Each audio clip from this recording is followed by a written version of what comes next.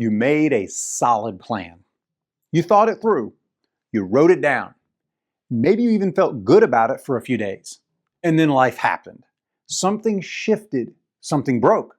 Something showed up that you didn't plan for, and the whole thing fell apart. And you told yourself, next time I'll make a better plan. So you did. And it fell apart again. Here's what I want you to hear today. The plan wasn't the problem. And you weren't the problem either. The problem is a misunderstanding of what plans are actually for. And once you see it, everything about how you plan, how you lead, and how you handle the unexpected completely changes. I'm Brian Nichols, founder of Solving for Change, and I want to talk about one of the most quietly demoralizing cycles I see in driven, capable people that I've coached. Here's how it goes. You start strong. The plan is clear. The steps are mapped out. You've got momentum and you can see exactly where this is heading. And then change hits. It always does. A restructure at work, a family crisis, a season that just refuses to cooperate with what you had mapped out. And the plan, the one you worked on, the one you believed in, starts to unravel. So you go back to the drawing board. You rebuild. You refine. You account for the things that derailed you last time. And then something else happens. Something you didn't account for because you never could have. And slowly, quietly, a belief takes root that is more damaging than any broken plan. It sounds like, I'm just not good enough at follow-through. I can't seem to make anything stick. Maybe I'm just not a planner. I want to challenge every one of those conclusions. Because here's what I found after coaching leaders and high performers for decades. The people who struggle most with broken plans aren't bad planners. They've just been taught a fundamentally flawed idea about what a plan is supposed to do. Here's the reframe. And I want you to really sit with this one. Every plan you've ever made was built on a set of assumptions about how the future would unfold. Assumptions about your schedule, about your resources, your health, your team, the economy, the people around you, the season of life you'd be in. And change, by definition, invalidates assumptions. That's not a flaw in your plan. That's just how change works. The plan didn't fail because you did something wrong. The plan changed because the world did. Those are completely different problems with completely different solutions. So the question isn't, how do I make a plan that doesn't break? That plan doesn't exist. It has never existed. And chasing it is what keeps people stuck in the rebuild and repeat cycle indefinitely. The real question is, how do I build the ability to adapt intelligently when the plan inevitably changes? And one of the most powerful answers to that question I've ever encountered came not from a business book or a productivity system. It came from the largest, most complex military operation in the history of the world. June 6th, 1944, the Normandy coast of France. For months, Allied commanders had been planning what would become known as Operation Overlord, the largest amphibious invasion in human history. Over 150,000 troops, thousands of aircraft, hundreds of ships, every detail planned, war-gamed, rehearsed. Supreme Allied Commander Dwight D. Eisenhower had overseen it all. The planning had been meticulous, exhaustive. The fate of the free world was literally riding on it. And within hours of the first troops hitting the beach, virtually nothing was going according to plan.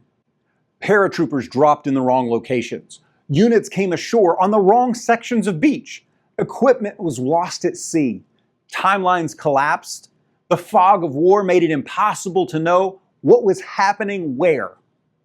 By every traditional measure of planning, D-Day was a disaster. And yet, by the end of that day, the Allies had established a foothold in Normandy that would become the turning point of World War II. Within 11 months, the war in Europe was over. How? Eisenhower gave us the answer years later in a single sentence that has never left me. Plans are worthless. but planning is everything. Let me say Ike's quote again. Plans are worthless, but planning is everything. What he understood and what those soldiers proved on that beach is that the purpose of planning isn't to create a script that survives contact with reality. It's to prepare your mind, your team, and your instincts to respond intelligently when reality refuses to follow the script. The plan was always going to break. That was never in question. What mattered was whether the people executing it had been prepared through the planning process itself to adapt when it did. Your plan breaking isn't a failure. It's just Tuesday. The question is whether you've built the capacity to adapt when it does. So if adapting intelligently is the real skill, how do you actually build it? Here are 3 things that make the difference. Number 1, separate the plan from the direction. This is the most important distinction I can give you, and it's the one most people miss entirely. The plan is tactical. It's the specific steps, the timeline, the sequence of actions you intend to take. Plans are supposed to change. They should change. A plan that never changes isn't a good plan. It's a plan that hasn't been tested yet. Your direction is different. Your direction is the why behind the plan, the destination you're moving toward, the values you're not willing to compromise, the purpose the plan is in service of. When change hits and the plan breaks, the direction doesn't have to break with it. Eisenhower's plan for D-Day fell apart within hours. His direction, defeat Nazi Germany and liberate Europe, never wavered for a single moment. And because the direction was clear, commanders on the ground could make intelligent decisions in real time without waiting for new orders. They knew what they were building toward. The specific steps were improvised. The destination wasn't. Hold your plan loosely, but hold your direction like your life depends on it. Because in the ways that actually matter, it does. Number 2, plan for disruption, not just progress. Here's a planning mistake I see almost universally, and I've made it myself many times. Most people plan for the version of the future where things go reasonably well. They build in margin for normal setbacks, a delayed meeting, a slow week, but they don't plan for disruption, for the thing that invalidates the assumptions entirely. Eisenhower didn't just plan for success. The night before D-Day, he wrote a note he kept in his pocket, accepting full personal responsibility in the event the invasion failed. He planned for failure, not because he expected to fail, but because leaders who plan only for success are never prepared to lead through failure. What would it look like for you to plan for disruption, not just progress? I call it expecting the curveball. Not catastrophizing, not pessimism, just honest acknowledgement that change will come and you'll need a way to recalibrate when it does. That shift in posture is what separates leaders who unravel under pressure from leaders who become more useful under it. Number 3, recalibrate daily, not just when things break. Here's the final piece, and it's the most practical one. Most people only revisit their plan when something forces them to, when the crisis hits, when the deadline shifts, when they finally have to admit the old plan isn't working. By that point, they've usually been operating off an outdated map for weeks. What changes everything is a daily practice of intentional recalibration. A few minutes every morning to ask, what's actually true right now? What matters most today? And what's the next right step given where things actually stand? Not where I thought they'd stand when I made the plan. For me, and for the members of Solving for Change, that's exactly what our My Daily Compass is built to do. It's a structured 5-minute practice that keeps you oriented to your direction every single day. So that when the plan changes, as it always does, you're never more than 24 hours from your last recalibration.